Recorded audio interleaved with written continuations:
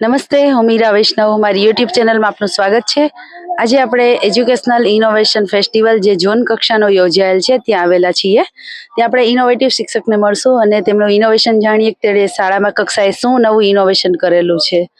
તમારું નામ અને તમારું ઇનોવેશન જણાવશો? જય દ્વારકાધીશ. મારું નામ છે ભટ્ટ જલ્પા.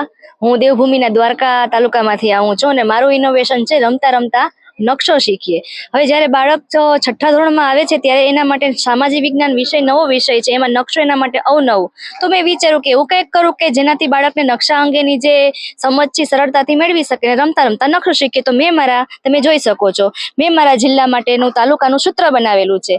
એ સૂત્રના આધારે બાળકો છે તાલુકાના નામ ગોખી શકે છે, યાદ રાખી શકે છે. પછી ગુજરાતના જિલ્લાઓ છે એનું સૂત્ર છે, પછી ભારતના રાજ્યોનું સૂત્ર છે, અને છેલ્લે તમે જોઈ શકો છો કે વિશ્વનું પણ ખંડોનું સૂત્ર બનાવેલું છે. એ સૂત્રના આધારે બાળકો છે એ નામ યાદ રાખી શકે છે. ત્યારબાદ જુદી જુદી મેં પઝલ ગેમો પણ બનાવેલી છે કે જેના દ્વારા બાળકો છે સરળતાથી નકશાની અંદર પોતાની કૃતિ છે એ દર્શાવી શકે છે. આ ઉપરાંત મેં લાઇટિંગ વાળા પણ ગેમ બનાવેલી છે કે છોકરાઓ સોમનાથ મંદિર લે એટલે સીધું દેવભૂમિ દ્વારકાધીશનું મંદિર લે એટલે દેવભૂમિ દ્વારકા ઉપર. એવી રીતના ડાંગ દરબારનો મેળો લેશે એટલે ડાંગની અંદર. આવી રીતના લાઇટિંગ મોડેલો બનાવેલા છે.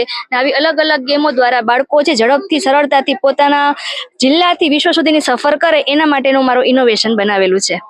ખૂબ સરસ. આપણે જોયું કે સામાજિક વિજ્ઞાનમાં જે નકશો છે એ બાળકોને તાત્કાલિક તરત જોઈને યાદ ન રહીએ તો આવી પ્રવૃત્તિ દ્વારા ખૂબ સરસ રીતે એ કરી શકે અને આપણે સરસ મજાનું ઇનોવેશન જે 6 થી 8ના બાળકો છે માધ્યમિક કક્ષાએ આવે એ પહેલેથી જ એને ક્લિયર થઈ જાય એ માટેનું ઇનોવેશન છે. Thank you so much. જય દ્વારકાધીશ.